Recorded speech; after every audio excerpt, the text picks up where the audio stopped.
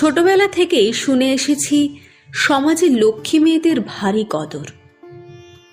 কিন্তু আমার এমনই কপাল যে লক্ষ্মী মেয়ে হওয়া আর আমার হলো না।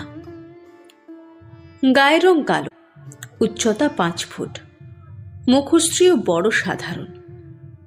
সমাজের চোখে এমন চেহারার মেয়েরা তো লক্ষ্মী মেয়ে হতেই পারে না। চুপ থাকতে পারি না লোকলজ্জার ভয়ে।